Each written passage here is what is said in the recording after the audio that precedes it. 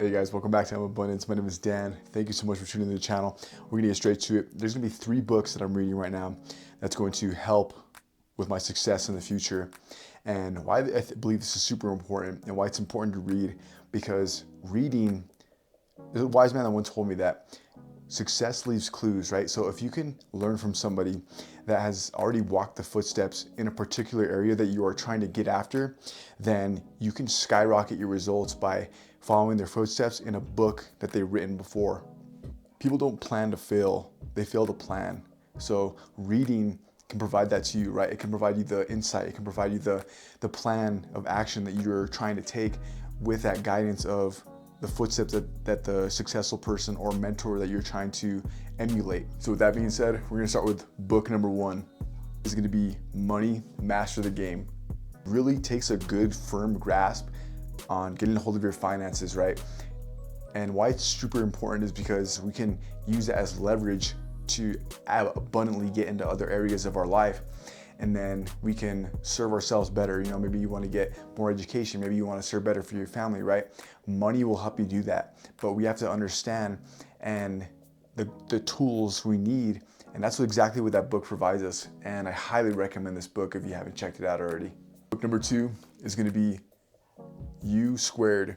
What I really love about this book is not only is it short, but it's very straight to the point, but it provides like so much value in just a small book. When you're trying to overcome failure, you're trying to develop the good quality mindset. And it talks about in this book that, for example, you can't bake a cake, a delicious cake, right? Or, you know, for example, a delicious Thanksgiving dinner or a delicious dinner for your family without making the kitchen a mess just a little bit, right? Use that as a tool for your failures, right? Like, it's okay to make the mess. It's okay to, you know, do things not always perfect, but you're gonna go in the right direction because you're gonna make a delicious meal. You're gonna, you know, go forward in your actions. You're gonna go forward in wherever you're trying to go. So U Squared is by far one of the best books that you can read because it's like a mentality superpower. All right, so last but not least, that book that I'm starting off for 2026. And I've read this book before, and along with all the other books, but I feel like these books are really just calling me to read them again. And it's so powerful when you read books again because you can really find a new way to look at it. You can find a new perspective. You can find something that you weren't looking at before, and you can find something to grasp on. Developing a Leader Within You by John C. Maxwell. This is a personal favorite of mine because I've always been a believer in people. I've always been, you know, for example, like, not everybody's gonna be perfect, right? But you're developing your leadership skills. It's gonna help put a trajectory onto your success, because when you have good quality leadership, I'm not talking about like the manager that is always barking at you, that's always telling you what to do and this and that, right? There's a difference between a manager and a leader, right? And I think a lot of us have found the distinction in our lives that there's always a leader in our life, and we can, you know, look forward to working with that person because they genuinely want what's best for you. They want to develop you, but they'll push you, but they want you to be the best version of yourself. And man, if it's a really good book that can really just inspire your leadership and just, you know, help your team move forward, because in the end, it's about the people around you. It's about the people that you can serve.